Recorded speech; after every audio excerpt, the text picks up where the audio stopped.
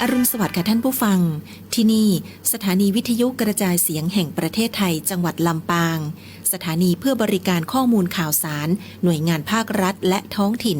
ที่เชื่อถือได้ถูกต้องรวดเร็วพร้อมพัฒนาคุณภาพชีวิตประชาชนชาวลำปางให้ดีขึ้นอย่างยั่งยืนทำการส่งกระจายเสียงในระบบ FM ความถี่ 97 เมกะเฮิรตซ์จากอาคารห้องส่งเลขที่ 420 ถนนพหลโยธิน ตำบลหัวเวียง อำเภอเมือง จังหวัดลำปาง ตั้งแต่เวลา 5 นาฬิกาถึง 24 นาฬิกา เป็นประจำทุกวัน มีนางสาวเดือนอินตะเป็นผู้อำนวยการสถานี ช่างเทคนิคประกอบด้วย นายประสานทิมทอง นายแหลมเพชรนันตาแสง นายภูพิงพงศิริแสน และว่าที่ร้อยตรีอาทิตย์วรรณวารีสำหรับผู้ประกาศประกอบด้วยนางกาญจนาอินทานายบรรหารสุยะนางอัชราพรปวงจันทร์และนางสาวชุติการเหล่าชัยค่ะวิทยุแห่งประเทศไทยให้ความรู้คู่ความสุข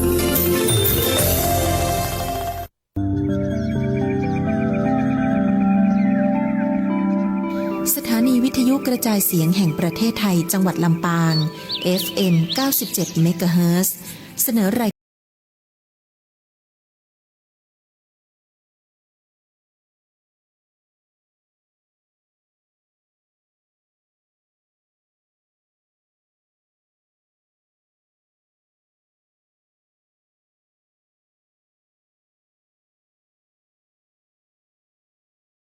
ปานาติปาตาเวรมณีอทินนาทานาเวรมณีกาเมมุสาสุราเม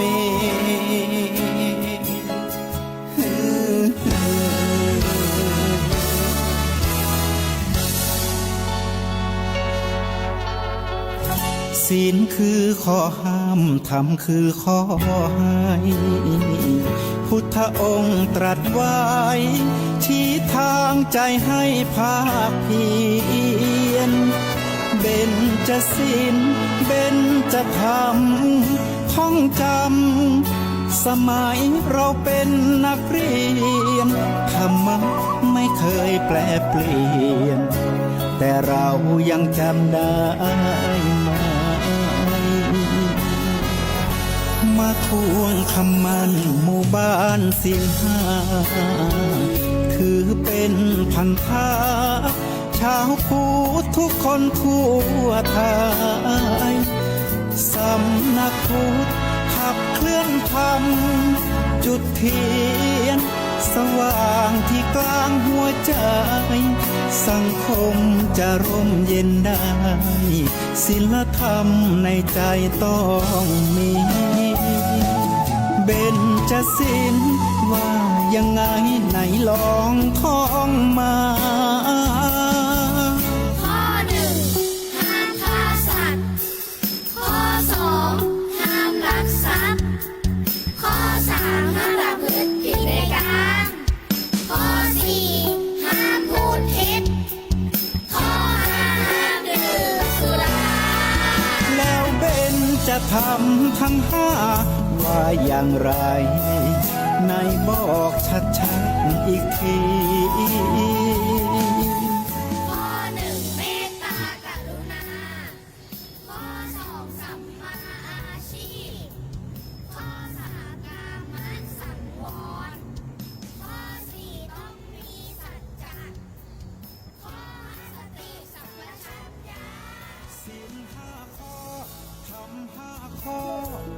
ทำใจทำได้สักข้อหรือยังมีศีลสุขล้ำมีธรรมสุขใจวอนพี่น้องไทยช่วยกันใส่ใจจริงจังยุคสมัยสื่อออนไลน์ทั้งโทรโจมตีใจเราทุกทางมีศีลมีธรรมเคียงข้าง ชีวิตพบทางสุขใจ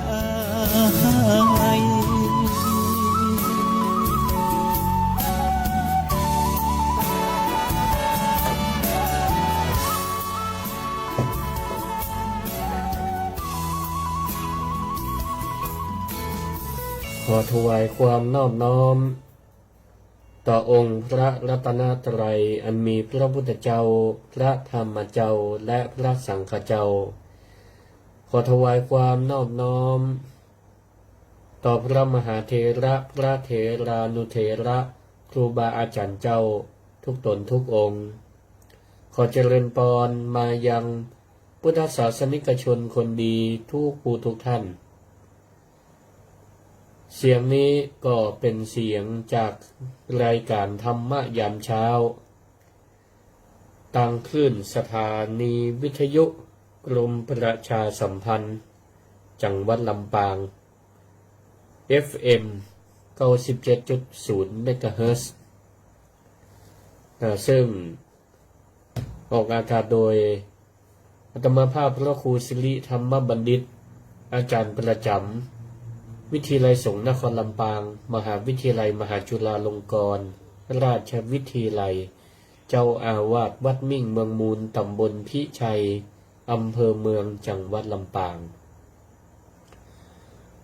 ก็ออกรายการธรรมะยามเช้าเป็นประจำทุกวันเสาร์ในเวลา 5:00 ถึง 6:00 น.ส่วนตอนเจ้าของวันอื่นๆเวลาเดียวกันนั่นก็อาจจะมีพระนักเผยแผ่ครูบาอาจารย์รูปอื่นก็ได้เปลี่ยนกันมาออกรายการเพื่อนำธรรมะประยุกต์ซึ่งก็เป็นธรรมะคำสอนขององค์สมเด็จพระสัมมาสัมพุทธเจ้าได้นำมาเสนอคือท่านผู้ฟังที่อยู่ทางบ้านทางจองได้ฟังเพื่อนำไปคิดพิจารณาประยุกต์ใช้ในการดำเนินชีวิตประจำวันเพื่อมีสติเพื่อมีความเจริญรุ่งเรืองเพื่อมีความผาสุกเพื่อเกิดแก่ตัวเองและครอบครัวซึ่งในวันนี้ก็เป็นเสาร์ของวันที่ 3 เดือนพฤษภาคมพุทธศักราช 2568 ซึ่งก็เป็นวันเสาร์แรกของสัปดาห์ของเดือนเป็นวันเสาร์แรกของเดือนซึ่งผ่านมาบักกี่วันแต่ว่าวันซืนนี้ก็เป็นวันที่ 1 พฤษภาคมหลายท่านก็คงทราบเป็นอย่างดีว่าเมื่อวันที่ 1 พฤษภาคมนั่นก็เป็นวันแรงงานแห่งชาติเป็นวันแรงงานแห่งชาติซึ่งก็เป็นวันที่หลายๆคนเปิ้นก็ได้หยุดการพักผ่อนหยุดทำการทำงานซึ่งก็เป็นที่มาของการได้นำมายกในการบรรยายในวันนี้เรื่องของวันแรงงานแห่งชาติวันนี้ก็จะอู้ถึงธรรมะกับวันแรงงานแห่งชาติเพื่อที่จะให้ญาติโยมทั้งหลายได้ฟังแล้วก็เอาธรรมะคำสอนขององค์สมเด็จพระสัมมาสัมพุทธเจ้าได้ประยุกต์ใช้ในการประกอบสัมมาชีพสัมมาชีพก็คือการประกอบอาชีพการงานเลี้ยงชีวิตโดยชอบโดยสุจริตเพื่อให้ชีวิตการทำงานนั้นมีแต่ความสุขความเจริญมีความก้าวหน้าทั้งทางโลกและก็ทางธรรมการงานก็ถือว่าเป็นส่วนสำคัญของชีวิตของเขาเพราะเวลาเราตื่นเจ้าขึ้นมาตื่นเจ้าจนถึงเข้านอนการงานนั้นก็มีส่วนสำคัญในการ ดำเนินชีวิตของเราอยู่แล้ว ดังคำพุทธสุภาษิตที่ท่านทั้งหลายได้ยินได้ฟังมันอยู่บทหนึ่งก็คืออัตตนาโจทยัตตานังอัตตนาโจทยัตตานังซึ่งก็แปลความว่าจงเตือนตนด้วยตนเองการทำงานก็เช่นกันเราก็ต้องมีวินัยในตนเอง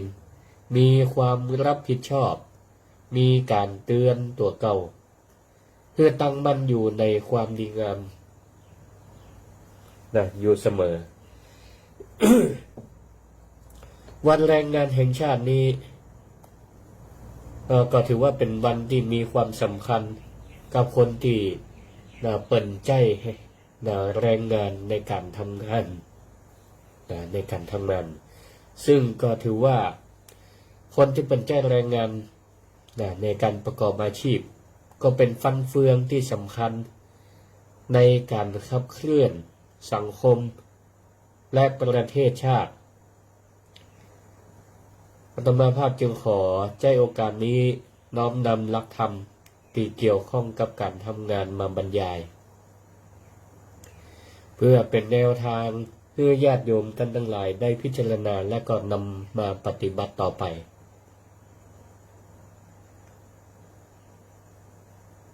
ความสำคัญของวันแรงงานก็ถือว่าเป็นสาขาอาชีพที่สำคัญที่เป็นสาขาอาชีพที่เป็นรากหญ้าและมีความสำคัญซึ่งวันแรงงานแห่งชาตินั้นก็มีต้นกำเนิดเกิดที่ต่างประเทศเกิดที่ต่างประเทศเป็นห้องว่าวันแรงงานสากลหรือเป็นห้องว่าวันเมเดย์เมเดย์ก็คือวันแรงงานสากลซึ่งก็ตรงกับวันที่1 พฤษภาคมของทุกปีก็มีการกำเนิดเกิดขึ้นจากประวัติศาสตร์ก็คือการต่อสู้เพื่อสิทธิของชนชั้นแรงงานในช่วงปลายศตวรรษที่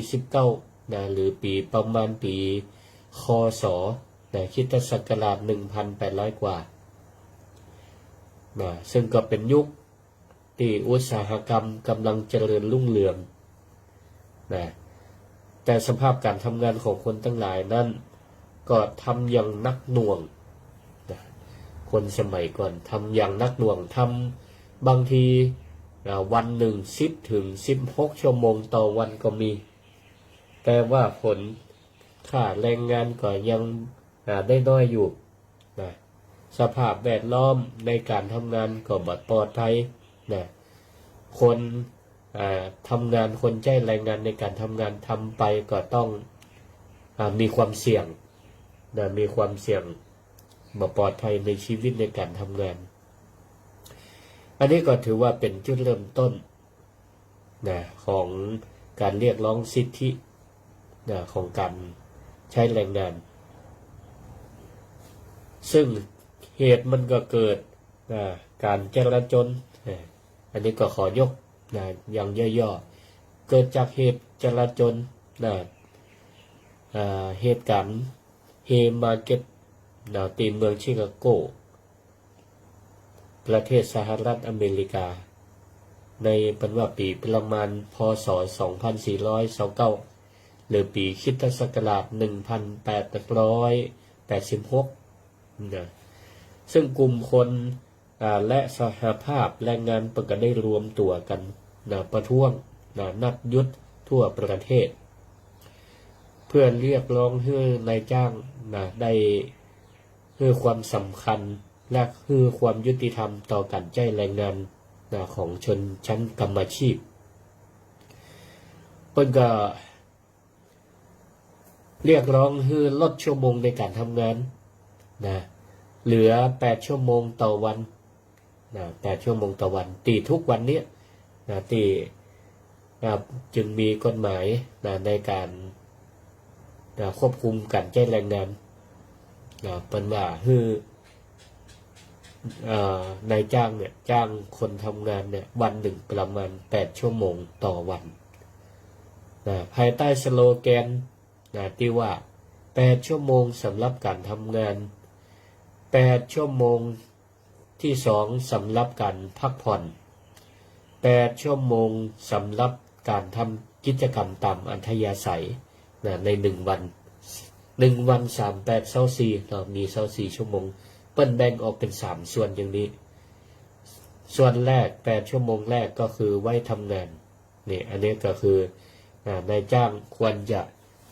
ให้ลูกจ้างทำงานได้บ่เกิน8 ชั่วโมงต่อวัน8 ชั่วโมงที่2ก็คือไว้สำหรับเปิ้นไว้พักผ่อนไว้พักผ่อนนอนหลับเพื่อเอาแฮงมาทำงานในวันต่อไปส่วน8 ชั่วโมงที่3ก็เป็นเป็นการคือคนใจแรงงานได้มีโอกาสทำกิจกรรมตามอัธยาศัยของเปิ้นอยากทำอะไรอย่างก็ได้ทำเหตุการณ์สำคัญก็คือวันที่4 พฤษภาคมเปิ้นก็มีการชุมนุมมีการประท้วงในสมัยนั้นเนาะก็เกิดการปะทะเกิดการปะทะกับเจ้าหน้าที่ของรัฐก็เลยให้ประชาชนเกิดการเสียชีวิตและก็บาดเจ็บเป็นจำนวนนักมีการลงโทษสำหรับผู้ประท้วงก็เกิดการล้มหายตายจากเรียงกันไปนักที่นี่เหตุการณ์เฮมาร์เก็ตติ้งนี้เปิ้นก็เลยทำให้มันเป็นสัญลักษณ์ทำให้เกิดเชิงสัญลักษณ์เพื่อเป็นการต่อสู้เพื่อสิทธิของแรงงานทั่วโลกและก็เป็นการล้ำลึกของผู้ที่สูญเสียผู้ที่ใช้แรงงานเกิดการสูญเสียญาติพี่น้องเกิดการสูญเสียก็เลยมีสมาพันธ์แรงงานระหว่างชาติก็ได้ประกาศว่าทุกวันที่1 พฤษภาคมของทุกปีเป็นวันตะกอนที่เป็นห้องว่าวันกรรมกรสากลหรือวันแรงงานสากลเพื่อจะได้ล้ำลึกถึงเหตุการณ์ตีเฮมาร์เก็ตและก็เป็นการแสดงพลังของชนชั้นแรงงานทั่วโลกเพื่อเป็นการเรียกร้องสิทธิและสภาพของการทำงานที่ดีขึ้นจากนายจ้างแล้วต่อมาก็ประมาณปีพ.ศ. 2475ซึ่งก็ในสมัยนั้นก็การสื่อสารการคมนาคมระหว่างประเทศไทยกับต่างประเทศก็เริ่มพัฒนาขึ้นประเทศไทยก็ได้มีการห้ามพูดและก็เพื่อความสำคัญเกี่ยวกับวันกรรมกรสากลตามกระแสก็เลยมีการนำแนวคิดเรื่องวันกรรมกรสากลเริ่มเข้ามาสู่ประเทศไทยและก็มีช่วงหลังก็มีการเปลี่ยนแปลงการปกครองทางสังคมเรื่องเกี่ยวกับอุตสาหกรรมและก็มีการใช้แรงงานและก็มีกลุ่มกรรมกรกลุ่มผู้ใช้แรงงานนักขึ้นทีนี้รัฐบาลไทยในสมัยนั้นก็เลยได้เล็งเห็นถึงความสำคัญของผู้ใช้แรงงานซึ่งก็เป็นกำลังสำคัญของการพัฒนาประเทศถือว่าเป็นฟันเฟืองที่สำคัญคนที่เปิ้นใช้แรงงานถือว่าเป็นฟันเฟืองสำคัญในการพัฒนาประเทศในสมัยนั้นก็มีท่านจอมพล ป.พิบูลสงครามดำรงตำแหน่งเป็นนายกรัฐมนตรีก็ได้ประกาศว่าวันที่1 พฤษภาคมของทุกปีเป็นวันกรรมกรแห่งชาติก็ได้ประกาศตั้งแต่ปี2500เป็นครั้งแรกจำง่ายๆ 2500นะต่อมาก็10 ปี15 ปีต่อมา2515เปิ้นก็ได้เปลี่ยนชื่อจากวันกรรมกรวันกรรมกรแห่งชาติแต่ก่อนนะชื่อวันกรรมกรแห่งชาติก็เปลี่ยนเป็นวันแรงงานแห่งชาติตั้งแต่ปีพ.ศ. 2515เป็นต้นมาก็เพื่อให้ความหมายมันครอบคลุมและก็เหมาะสมยิ่งขึ้นเพราะฉะนั้นตั้งแต่อดีตปี 2500 มาจนถึงปัจจุบันปี 2568 ละวันแรงงานแห่งชาติทุกวันที่ 1 พฤษภาคมของทุกปีก็จึงว่าเป็นวันหยุดตามกฎหมายสำหรับลูกจ้างในภาคเอกชนในภาคเอกชนตามพรบคุ้มครองแรงงานแห่งชาติโดยยึดเอาว่าวันที่ 1 พฤษภาคมของทุกปีภาคเอกชนตีจ้างลูกจ้างเปิ่นทำงานเป็นรายวันก็ตามเป็นรายเดือนก็ตามเพื่อหยุดการจ้างในวันนั้นแต่ก็ถือว่าได้ค่าตอบแทนได้ค่าตอบแทนเพราะเปิดโอกาสให้คนลูกจ้างได้หยุดแต่บ่ได้หมายความว่าใน1 ปีจะหยุดแค่วันเดียวอันนี้เป็นวันหยุดพิเศษ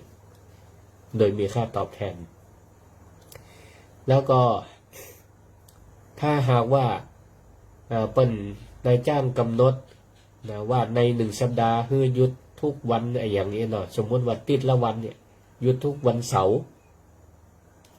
แล้ววันแรงงานแห่งชาติในปีนั้นตรงวันเสาร์พอดีวันที่ 1 พฤษภาตัดวันเสาร์ปกติสามารถชดเชยในวันถัดไปได้สามารถชดเชยวันติดเป็นวันหยุดชดเชยได้อย่างนี้อันนี้ก็ถือว่าความเป็นไปเป็นมาของวันแรงงานแห่งชาติบ่ถือว่าเป็นวันแต่ส่วนของภาครัฐและก็รัฐวิสาหกิจนี่เป็นถือว่าวันแรงงานแห่งชาติบ่ถือว่าเป็นวันหยุดราชการไปพอปฏิทินเนี่ยมันแดงจริงแต่ว่าบ่ใจเป็นวันหยุดราชการสำหรับข้าราชการและพนักงานรัฐวิสาหกิจอย่างวันที่ผ่านมานี่ก็หลายๆคนที่เป็นข้าราชการส่วนงานราชการหลายที่มันมีการหยุดก็ถือว่าเป็นการบริการประชาชนต่อไปอันนี้ก็เราก็จะหันถึงความสำคัญของวันแรงงานแห่งชาติและความเป็นมาก็จะเป็นอย่างนี้แต่มันจะต่างกับวันแรงงานสากลวันแรงงานแห่งชาติของคนไทยนั่นเป็นเพื่อความสำคัญตรงที่ว่าเป็นการรำลึกถึงคุณงามความดีและความสำคัญของผู้ใช้แรงงานทุกสาขาอาชีพ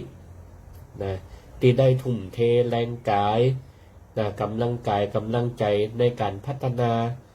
เศรษฐกิจพัฒนาสังคมของประเทศไทยเฮาเพื่อมีความเจริญรุ่งเรืองทัดเทียมนาอารยประเทศแต่วันแรงงานสากลนั้นเปิ้นก็เป็นการรำลึกถึงการสูญเสียของประชาชนที่เรียกร้องสิทธิของการใช้แรงงานมันก็จะต่างกันตรงนี้แล้วก็วันแรงงานแห่งชาตินั้นประกอบเป็นการเปิดโอกาสทุกภาคส่วนทั้งภาครัฐนายจ้างลูกจ้างได้ร่วมกิจกรรมได้ร่วมกันพิจารณาสิทธิสวัสดิการและคุณภาพชีวิตของแรงงานบางทีก็มีการรวมตัวกันเพื่อสัมมนาเสวนาสะท้อนปัญหาเกี่ยวกับการใช้แรงงานแล้วก็นำมาเสนอนำมาพิจารณาร่วมกันเพื่อหาทางออกเพื่อสร้างความสำคัญคือเกิดขึ้นแก่ผู้ใช้แรงงานก็ถือว่าเป็นเวทีในการจัดกิจกรรมเพื่อส่งเสริมความสัมพันธ์อันดีระหว่างนายจ้างกับลูกจ้างหลายที่เพิ่งกระทำกันอยู่ นะและส่งเสริมความรู้ความเข้าใจเกี่ยวกับกฎหมายการใช้แรงงานและสิทธิประโยชน์ของผู้ใช้แรงงานนี่เนาะกล่าวโดยสรุปแล้วก็คือวันแรงงานแห่งชาตินั้นมีที่มาจากประวัติศาสตร์ของการต่อสู้นะของการใช้แรงงานทั่วโลกนะเพื่อเรียกร้องสิทธินะและสภาพการทำงานนะที่ดีขึ้นนะของโดยมีเหตุการณ์เฮมาร์เก็ตเนาะเป็นเชิงสัญลักษณ์และก็ได้รับประกาศว่าเป็นวันสำคัญระดับสากลเลยนะต่อมาประเทศไทยนะก็ได้นำแนวคิดนี้มาใช้และก็ประกาศว่าวันที่1 พฤษภาคมเป็นวันแรงงานแห่งชาติเพื่อเป็นการยกย่องและให้ความสำคัญกับผู้ใช้แรงงานนะในไทยมาจนถึงปัจจุบันนี้ทีนี้หลักธรรมนะเพื่อชีวิตนะการทำงานที่ดีขึ้น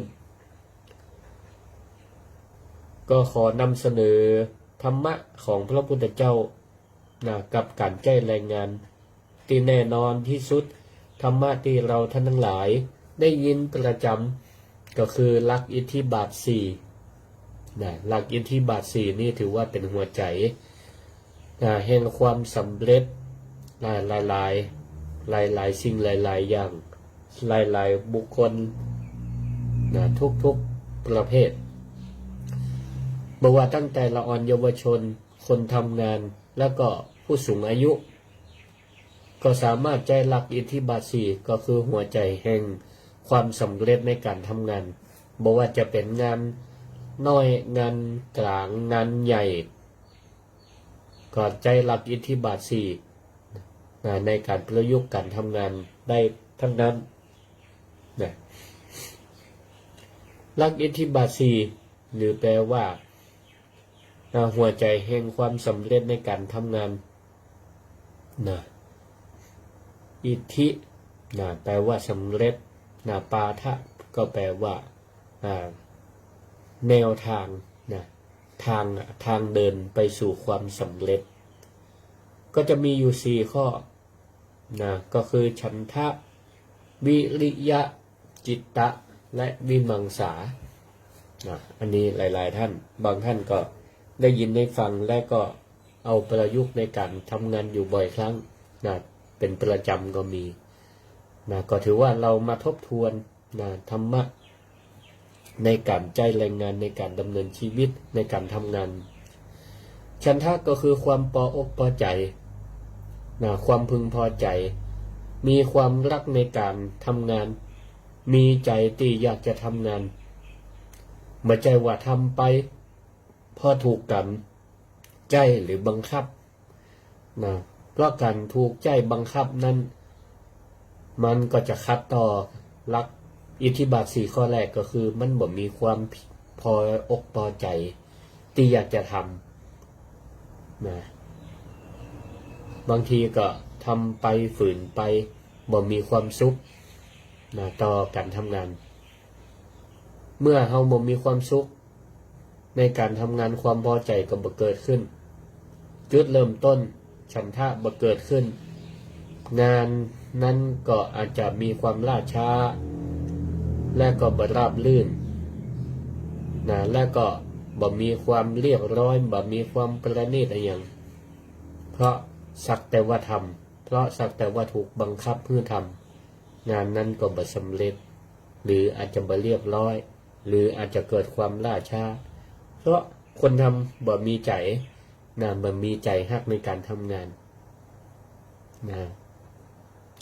ซึ่งก็บ่เดียวโลกมันก็เจริญขึ้นนะพวกเราท่านทั้งหลายนะถ้าเรายังเพิกเฉยเกี่ยวกับการใจฉันทะความพึงพอใจในการทำงานนะเดี๋ยวนี้ภาคอุตสาหกรรมมีความเจริญก้าวหน้าพัฒนาใจหุ่นยนต์ใจ AI เข้ามาแล้วนะมันก็จะต่างตรงที่ว่าหุ่นยนต์ AI นี่มันไม่ได้คำนึงถึงหลักธรรมมันบ่มีชีวิตจิตใจต่างจากเราท่านทั้งหลายนะเวลาทำงานเนี่ย งานจะออกมาดีบดีมีความประณีตเรียบร้อยหรือไม่เพราะเฮาใส่ใจเฮามีฉันทะตัวนี้แหละเป็นข้อแตกต่างจากหุ่นยนต์แต่บางทีนายจ้างเปิ้นบ่ได้คำนึงถึงความประณีตแต่เปิ้นต้องการปริมาณและก็คุณภาพงานที่มันเหมือนกันเปิ้นก็ใช้หุ่นยนต์ AI ในการทำไงเพราะบางอย่างบางงานเนี่ยมันบ่ได้เน้นถึงความประณีตอย่างโรงงานการผลิตจำนวน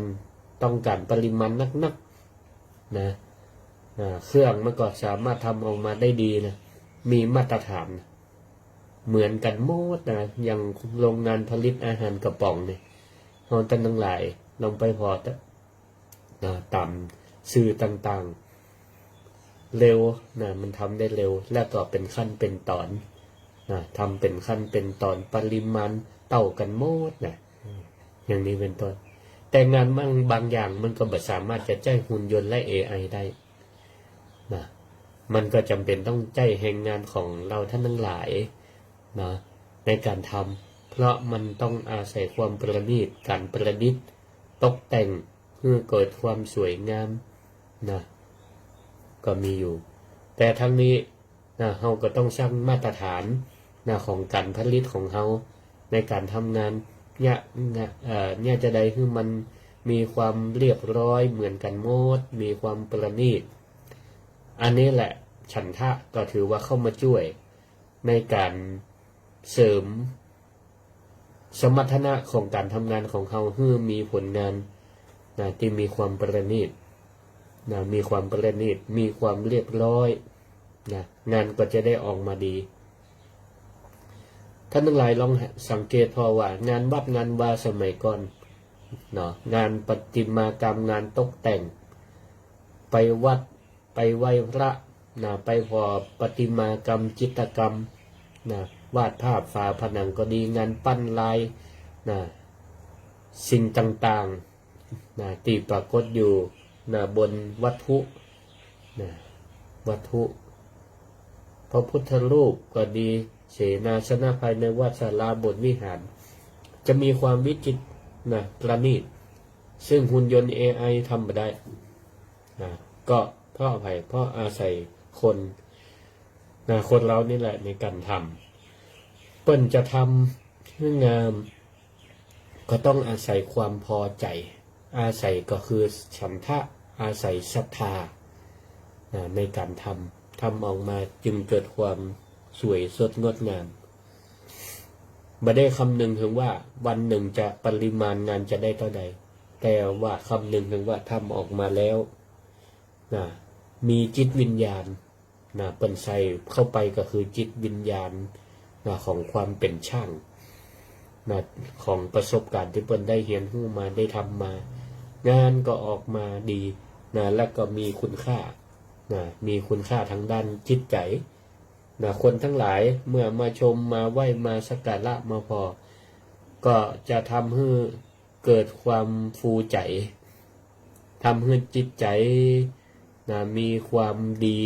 มีกุศลมีบุญมีกุศลบุญคือความสุขกุศลคือความฉลาดได้หันผลงานแล้วก็แฝงไปด้วยคติธรรมคำสอนก็จะได้กุศลคือความฉลาดในการใช้ปัญญาพิจารณาเกิดความเข้าใจในสัจธรรมทั้งหลายนี่มันก็เหมือนกับการที่ท่านหลายๆคนมีการมีความชอบในการปลูกก็ไม่ถ้าเฮาฮักก็ไม่หลายท่านเนาะมือจุ่มมือเย็นปลูกก็ไม่ฮักก็ไม่เฮาก็จะดูแลเอาใจใส่บ่เจอว่าเปิ้นบังคับให้ปลูกก็ปลูกอย่างหลายๆกิจกรรมโครงการปลูกไม่ปลูกป่าผ้าพ่องก็มาปลูกมาได้เพราะมีความพออกพอใจแต่เพราะมีการบังคับเกณฑ์คนมาปลูกกันบางพ่องก็มาปลูกเอากิจกรรมเอาภาพกันไปแต่บ่ได้มีฉันทะความฮักในการปลูกก็ปลูกแล้วก็ปลูกเลยปลูกละไว้บ่ได้ ดูแลเอาใจใส่บ่ได้ใส่ปุ๋ยบ่ได้ดูแลอย่างสม่ำเสมอณวันหนึ่งต้นไม้นั้นมันก็แห้งเหี่ยวตายไปในที่สุดในทางตรงกันข้ามในทางตรงกันข้ามเฮาปลูกต้นไม้ในบ้านในจองเพราะเฮามีความฮักฮักในการปลูกต้นไม้ฮักในการตกแต่งบ้านของเฮาเพื่อมีความร่มรื่นเฮาก็จะมันดูแลเอาใจใส่ปุ๋ยเป็นอย่างดีรดน้ำถึงวันต้นไม้ก็เจริญงอกงาม การทำงานก็เช่นกันถ้าเฮามีฉันทะงานนั่นก็จะออกมาดีมีความเรียบร้อยมีความเรียบร้อยแปลงบ้านแปลงจองก็เหมือนกันถ้าเฮามีความเอาใจใส่ทุกขั้นตอนทุกขั้นตอนงานนั้นก็จะออกมาดีมีความแข็งแรงมีความแข็งแรงบางทีมีภัยธรรมชาติเข้ามากระทบฝนตกลมพายุแผ่นดินไหวโครงสร้างทั้งหลายก็มีความแข็งแรงเพราะคนทำงานเปิ้นก็มีความเอาใจใส่ตั้งใจทำงานเป็นอย่างดีและก็ตามขั้นตอนบรรลัดขั้นตอนอย่างต่างๆก็บ่ทำให้เกิดความเสียหายได้ซึ่งความพออกพอใจโดยใช้รับฉันทะในข้อแรกก็ตรงกับคติธรรมที่ว่ารักในสิ่งที่ทำในสิ่งที่รักถ้าเฮารักในสิ่งที่เฮาทำแล้วเฮาก็จะทำในสิ่งที่รักงานนั้นก็จะมีความสำเร็จต่อมาธรรมะข้อที่สองก็คือวิริยะความเพียรคนเมืองห้องว่าความเปลี่ยนก็คือความมุ่งมั่นความพยายามในการทำงานมันก็ส่งรับไม้ต่อมาจากฉันทะเฮาเปิดใจมีใจอยากทำงานในทำงานนั้นๆเมื่อเฮามีใจเปิงใจใครทำงานนั้นๆมันก็จะมีความเพียรพยายามความมุ่งมั่นพยายามทำงานนั้นให้เกิดความสำเร็จโดยบ่ย่อท้อต่ออุปสรรคในการทำงานมีความขยันหมั่นเพียรเข้าไปด้วยทำงานอย่างสม่ำเสมอบ่ทำหยุดหย่อนทำหยุดงานนั้นก็บ่เสร็จสะเตือความเพียรเนี่ยมันก็เปรียบเสมือนกับสายน้ำท่านทั้งหลายลองไปสังเกตพอกระแสน้ำที่มันไหลมาจากลำห้วยหรือตาน้ำต่างๆเราก็จะหันว่าสายน้ำที่มันไหลอย่างต่อเนื่องแม้ว่ามันจะปะโขดหินจะปะก้อนหินขนาดน้อยขนาดใหญ่ขวางตั้งน้ำอยู่น้ำนั่นก็จะพยายามมีความพยายามไหลไปให้ได้ไหลเลาะมีก้อนหินมาบังตั้งหน้าก็มันก็ออกตั้งข้างซ้ายข้างขวาหรือล้นลงไปมันก็พยายามที่จะไหลไปให้ได้หรือบางเตื้อมันมีการปะทะกับก้อนหินมันก็ปะทะอยู่อย่างนั้นพยายามไหลไปให้ได้ปะทะแล้วมันก็ล้นออกตั้งข้างออกตั้งบนตั้งขวาไปแล้วการปะทะทุกวันหินนั่นก็ยังมีการกร่อนมีการกร่อนซึกได้เหมือนกันนะหินที่ว่าแข็งแกร่งแค่ไหนโดนน้ำมันไหลกระทบตึงวันหินก็มีการกร่อนได้เหมือนกันนี่อันนี้ท่านทั้งหลายก็ขอให้ใจ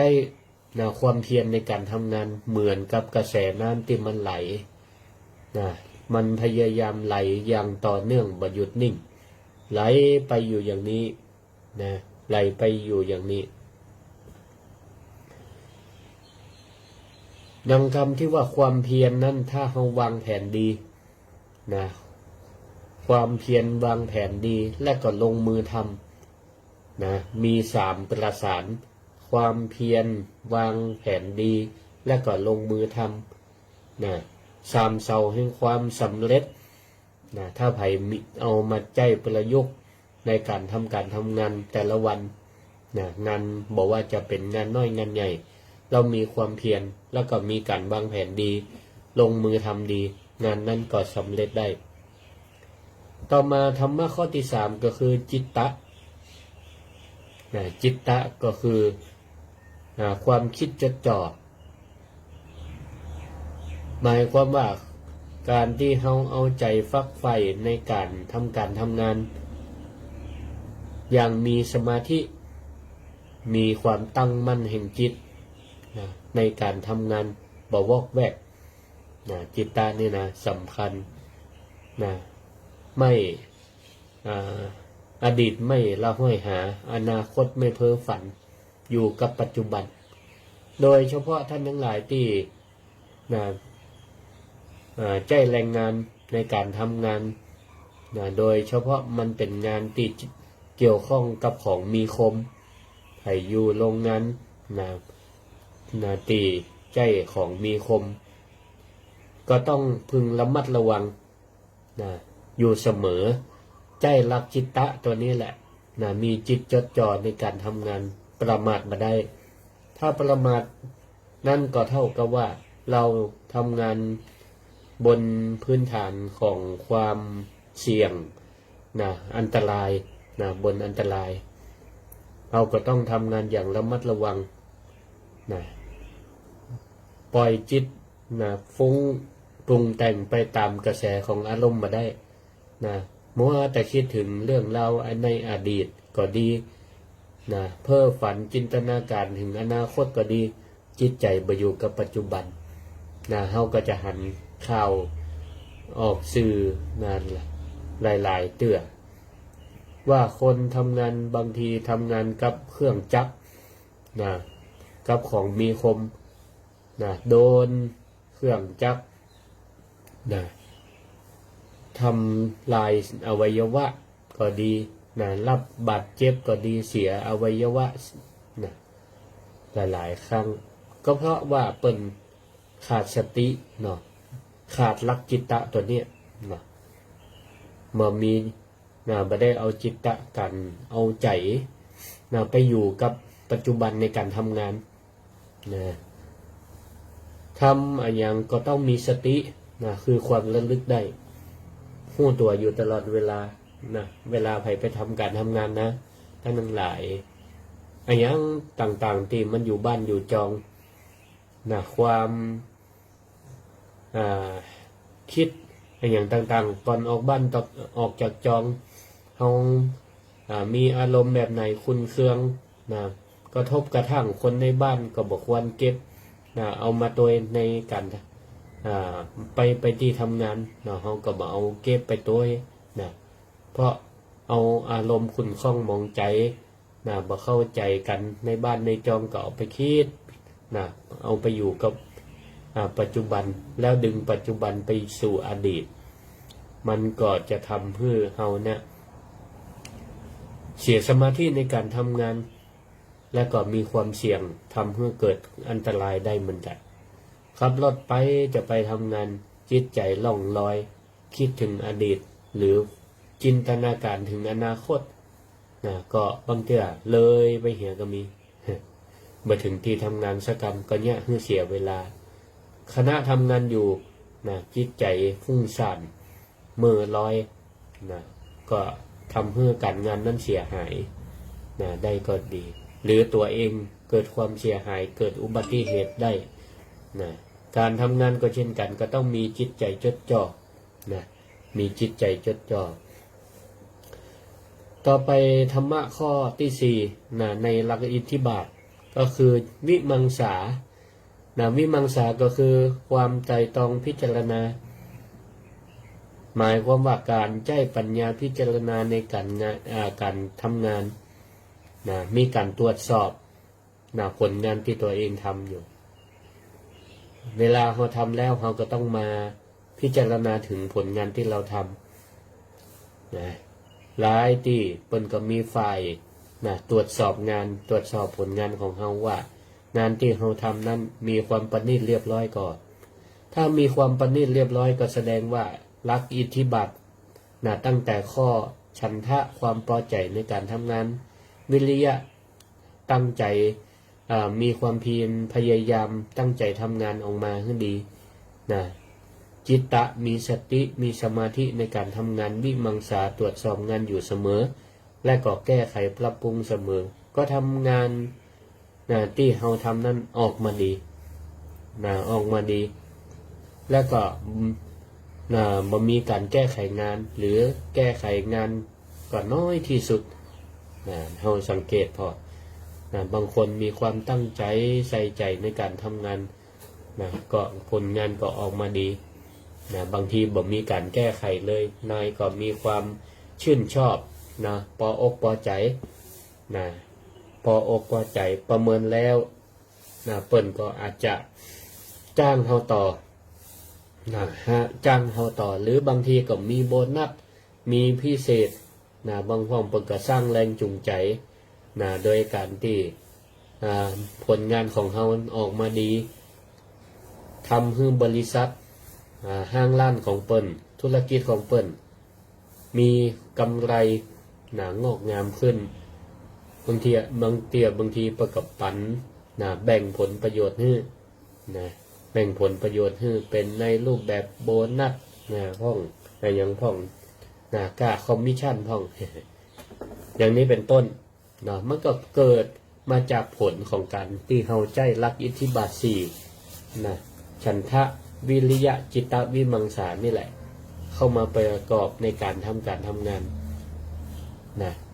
นอกจากรักอิทธิบาท4ในการทำงานแล้วเนี่ยก็ควรมีหลักสัมมาอาชีวะซึ่งก็เป็น1ใน8ข้อที่เป็นห้องว่ามรรคมีองค์8หรืออริยมรรคแนวทางในการปฏิบัติเพื่อเกิดความสำเร็จ ในในอริยมรรคมีองค์8ก็คือสัมมาอาชีวะก็คือการเลี้ยงชีพโดยชอบหมายความว่าจะได้ก็คือการประกอบอาชีพที่สุจริตการใช้อิทธิบาท4ในการทำงานเนี่ยมันก็ต้องเลือกงานนั้นก็ต้องเป็นงานที่เป็นงานสุจริตถึงจะเข้าเกณฑ์ที่ว่าสัมมาชีพ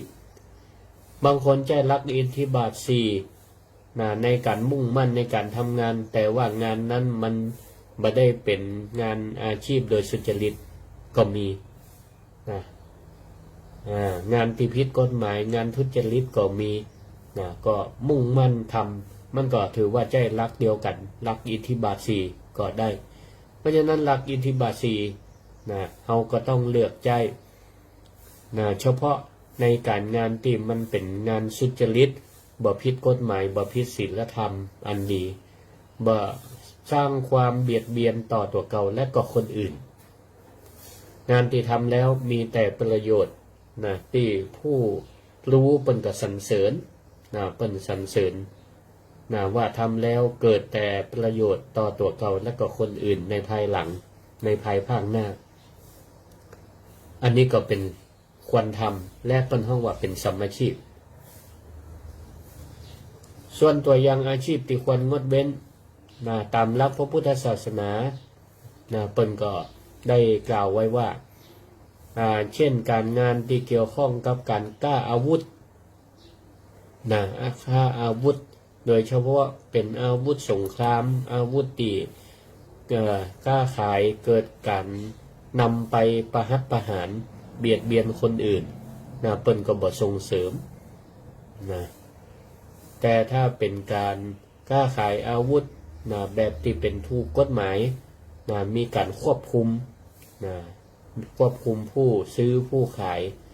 อันนี้ก็โดยอนุโลมตามกฎหมายแต่ถ้าเป็นอาวุธสงครามอาวุธเถื่อนอะไรต่างๆเนี่ยเราก็สามารถพิจารณาได้ว่าทำแล้วค่ะประกอบอาชีพนี้แล้วมันดีกว่าเสียหรือว่ามันเสียกว่าดีเราก็เลือกพิจารณากล้าขายมนุษย์กล้ามนุษย์ ก็มีหลายประเภทค้ามนุษย์เพื่อใช้แรงงานยังมีการขนส่งรับนำเข้าส่งออกแรงงานผิดกฎหมายแรงงานต่างด้าวอย่างต่างๆเนี่ยก็เป็นสิ่งที่บ่ควรทำเพราะทำแบบบ่ถูกต้องตามกฎหมายของเปิ้นมีการลักลอบค้าขายมนุษย์เอามนุษย์มาเป็นเครื่องมือก็คือมนุษย์ก็คือเอาคนอื่นมาเป็นเครื่องมือในการประกอบอาชีพของตัวเก่าทำให้ตัวเก่านั้นมีรายได้แต่ก็บ่ถูกต้องตามกฎหมายอย่างนี้เปิ้นก็บ่ส่งเสริมต่อไปการฆ่าสัตว์การกล้าขายสัตว์เพื่อนำไปฆ่าอันนี้เปิ้นก็บ่ส่งเสริม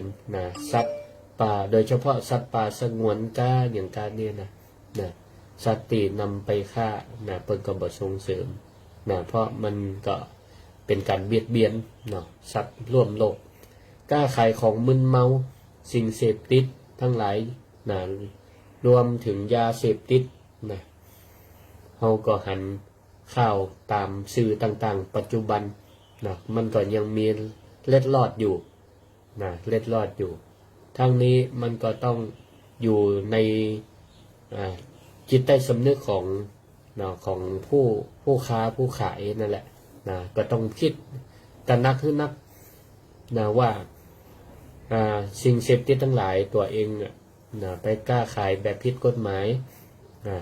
มันได้เงินได้ทองมาเร็วก็จริงอยู่ทำให้ตัวเก่ามีความสุขแค่ชั่วคราวแต่ไม่ได้นึกถึงผลระยะยาวว่า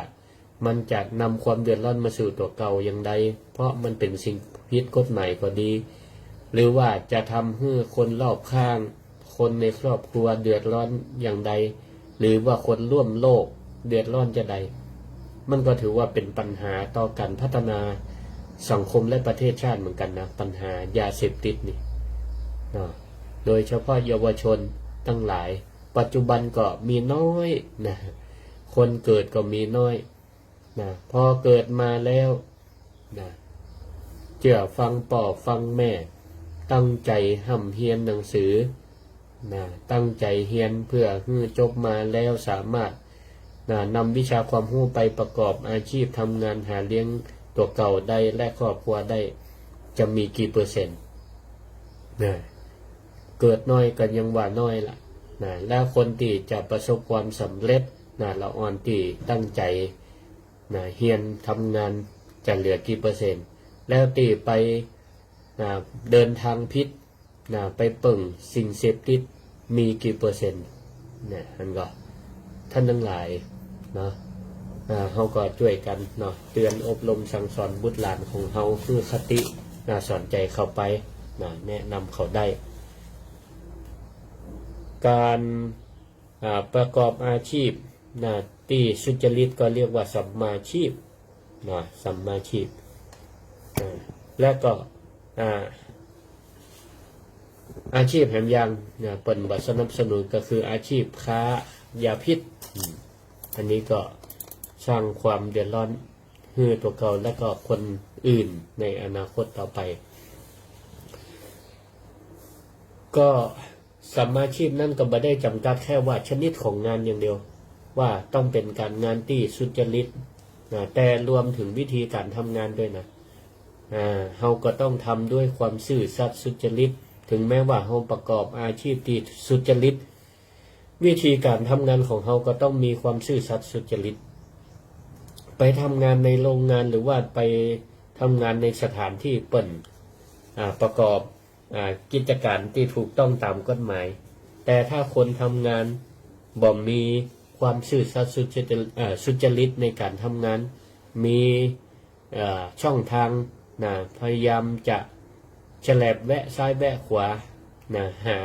วิธีที่ตัวเก่าจะได้ประโยชน์คนเดียวก็ส่งผลให้ทำองค์กรของเปิ่นบริษัทของเปิ่นร้านของเปิ่นเกิดความเสียหายอันนี้ก็บ่ดีก็บ่ได้จัดเข้าอยู่ในสัมมาชีพก็ตามคติธรรมสำนวนที่เขาได้ยินว่าซื้อกินไม่หมดคดกินไม่นาน บางคนนี่ก็ยอมที่จะมีความซื่อสัตย์สุจริตทำงานไปใช้ความซื่อสัตย์สุจริตบางทีคนรอบข้างเพื่อนร่วมงานก็ดูถูกเอาว่าโอ้ญาติการจะอิ่มมาได้มันจะรวยสักเตื้อคนแนะนำก็พยายามที่จะแฉลบบัดได้ตั้งตนตั้งตัวในการทำงานแบบซื่อสัตย์สุจริตกินเล็กกินน้อยกินใต้โต๊ะอันยังพ่องนี่บางทีก็เนี่ยคือมีเงินมีทองเข้ามาแต่ท้ายที่สุดเปิ่นจับได้เมื่อลุ้นก็เนี่ยคือตัวเก่าเสียอนาคตเสียโอกาสในการทำงานคนทั้งหลายก็บ่ยกย่องสรรเสริญแต่ในทางตรงกันข้ามบางคนยอมที่จะใช้ความรู้และแรงงานของตัวเก่าที่มีอยู่ทำด้วยความซื่อสัตย์สุจริตทำด้วยความซื่อสัตย์สุจริตเมินไปก็นายจ้างผู้ว่าจ้างหัวหน้าเปิ้นหันคุณงามความดีหันความซื่อสัตย์สุจริตของเฮาเปิ้นก็จะตอบแทนยกย่องสรรเสริญในที่สุดได้แล้วก็จ้างเฮาทำงานต่อได้หลายๆคนก็ทำงานอยู่ที่เดียวมาเป็นระยะเวลายาวนานเริ่มจากตำแหน่งน้อยๆพัฒนาเป็นตำแหน่งสูงขึ้นไปอันนี้แหละก็เพราะว่าคุณงามความดีของเฮายึดหลักสัมมาชีพยึดหลักอิทธิบาท4เข้ามาทำงานถึงแม้ว่าทำงานในภายใต้องค์กรในงานของคนอื่นตัวเองไม่ได้เป็นเจ้าของธุรกิจแต่ว่าทำเสมือนว่าเป็นเจ้าของเป็นส่วนร่วมของธุรกิจของเปิ่นถ้าคิดแบบนี้เนี่ยก็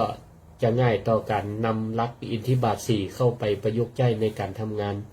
และก็มีสัมมาชีพเข้าไปประกอบก็อยากจะให้ท่านทั้งหลายที่ได้ใจแรงงานในการทำงานคิดอย่างนี้แหละว่าถึงแม้ว่าเขาไปทำงานเพื่อเปิ่นทำงานเพื่อเปิ่นมันไม่ใช่เป็นธุรกิจของเขาแต่ก็ทำเสมือนว่าเป็นเขาเนี่ยเป็นหุ้นส่วนเป็นส่วนร่วมแล้วก็จะทำให้งานนั้นมันออกมาดีหลายๆบริษัทเปิ่นก็ใจรักกันที่อีหรอกคือทำให้คนทำงานในองค์กรของเปิ่น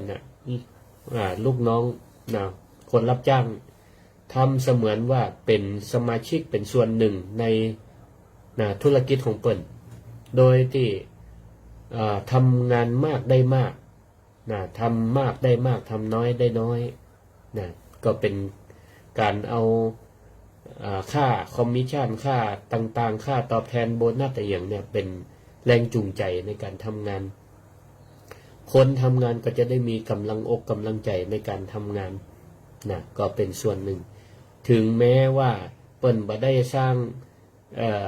เงื่อนไขจะอี้ก็ตามบ่มีแรงบ่มีรางวัลตอบแทนก็ตามเฮาก็บ่ต้องเสียอกเสียใจก็ถือว่าค่าจ้างรางวัลที่เปิ้นฮื้อเป็นค่าตอบแทนเรานั่นแหละเรารับค่าจ้างเปิ้นแล้วเราก็ขอฮื้อตั้งอกตั้งใจทำงาน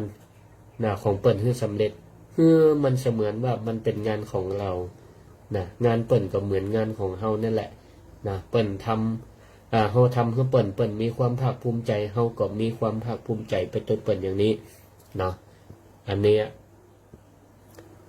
ก็แห่งประการหนึ่งสุดท้ายก็คือว่าเมื่อเฮามีความตั้งใจในการทำงานโดยใจรักอิทธิบาท4เฮามีความซื่อสัตย์สุจริตในการทำงานมีอาชีพที่สุจริตในการทำงานเมื่อทำแล้ว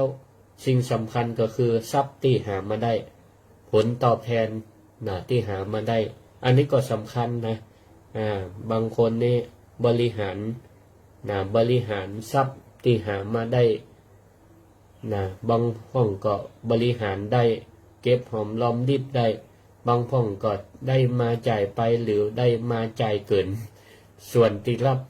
ก็ยากคือทรัพย์ที่หามาได้บ่มีความพอกพูน แนวทางในการปฏิบัติของตามหลักพุทธศาสนาก็แนะนำไว้อย่างนี้ ว่าค่าตอบแทนหรือทรัพย์ที่หามาได้แบ่งส่วนหนึ่งไว้ใจเลี้ยงดูตัวเก่าและครอบครัวปุ่นที่ก็เก็บออมไว้เมื่อยามฉุกเฉินบางแต่ยามเจ็บไข้ได้ป่วยเฮาก็ใจเงินใจทองในส่วนที่เฮาเก็บหอมรอมริบไว้ก็เอามาเป็นค่ายกค่ายาค่ารักษาพยาบาลเดี๋ยวนี้ก็มีประกันสังคมของนายจ้างสนับสนุนตัวก็แบ่งเบาภาระในส่วนนี้ได้ส่วนปุ่นที่ก็คือเก็บไว้ลงทุนหรือต่อยอดบางพ่องที่เปิ่นทำงานค้าขายได้ผลกำไรมาก็แบ่งส่วนหนึ่งไว้เป็นทุนเพื่อขยายกิจการเพื่อมันใหญ่โตเพื่อมันเจริญเติบโตเจริญก้าวหน้าต่อไปปุ่นสุดท้ายก็คือแบ่งส่วนหนึ่งไว้ทำบุญห้องเพื่อเป็นประโยชน์ในภายภาคหน้าถึงแม้ว่าเราท่านทั้งหลายมองมาหันถึงอนาคตก็คือชาติหน้าก็ขอให้มองถึงอนาคตในชาตินี้ว่าทรัพย์ที่เราแบ่งไว้ส่วนหนึ่งทำบุญส่วนหนึ่งทำเป็นไว้ทำบุญเพื่อเป็นสาธารณประโยชน์ต่อสังคมก็ได้เปิดมีการบริจาคเพื่อคนยากไร้เพื่อการศึกษาเพื่อคนป่วยสร้างโรงพยาบาลซื้อเครื่องมือการแพทย์อะไรอย่างต่างๆเราเนี้ยเราก็สามารถส่งเสริมสนับสนุนก็ถือว่าเป็นบุญทำไว้เป็นบุญเป็นเสบียงบุญเพื่อเรานั้นได้สร้างบุญบารมีเอาไว้ทำเมื่อไรก็มีความสุขอกสุขใจเมื่อนั้นเอาละวันนี้ก็ได้อู้ลักลักธรรมที่เกี่ยวข้องกับวันแรงงานแห่งชาติก็หันว่าเพิ่งผ่านมา2 วันนี้ก็เลยเอามาอู้จาให้กับท่านทั้งหลายก็ใจเวลามาสมควรท้ายนี้ก็ภัยจะมีอย่างโทรมาสักสาย2 สายได้อยู่ก็เพื่อเป็นการเช็คเพราะว่ามีคนฟังหรือไม่064-949-5999เดี๋ยวก็จะหมดเวลาก็จะหมดก็ท่านทั้งหลายสามารถติดตามรับฟังรายการธรรมะยามเจ้าตั้งคลื่นสถานีวิทยุกรมประชาสัมพันธ์จังหวัดลำปางหรือสวทลำปางนี้ตั้งคลื่นสถานีวิทยุ FM 97.0 เมกะเฮิรตซ์ในเวลา 5:00 ถึง 6:00 นทุกวันทุกวันบ่มีวันหยุดแต่ก็มีครูบาอาจารย์พระนักเผยแผ่ได้เวียนกันออกรายการก็นำสาระธรรมดีๆมานำเสนอให้กับศรัทธาญาติโยมทั้งหลายเพื่อได้ฟังกรรมธรรมะของพระพุทธเจ้าเอาไปคิดพิจารณาในการประยุกต์ใช้ในการดำเนินชีวิตเพื่อเกิดความเจริญรุ่งเรืองเกิดความไพบูรย์เกิดความสุขในการดำเนินชีวิตตลอดไปเอาละก่อนในวันนี้ก็ได้อู้ได้จาในรายการธรรมะยามเจ้าโดยอาตมาภาพพระครูสิริธรรมบัณฑิตเจ้าอาวาสวัดมิ่งเมืองมูลตำบลพิชัยอำเภอเมืองจังหวัดลำปางก็ขอนำรายการธรรมะยามเช้าจากท่านผู้ฟังไว้เพียงเท่านี้ก็ขอให้ทุกท่านจงมีความสุขความเจริญในการดำเนินชีวิตขอให้มีความงอกงามไพบูรย์มีความสุขมีสุขภาพแข็งแรงปราศจากโรคภัยไข้เจ็บเหมือนกันทุกท่านทุกคนเทินรับฟังข่าวต้นชั่วโมง 6 นาฬิกากับผมบุญมาศรีมาศครับจังหวัดพัทลุงพิจารณาการขอรับจัดสรรเงินกองทุนเพื่อความปลอดภัยทางถนนอีกสักครู่กลับมาติดตามรายละเอียดครับทนดนตรีไลฟ์เดือนพฤษภาคมพบกับศิลปินเบื้องหลังพลังของคนดนตรียุค 80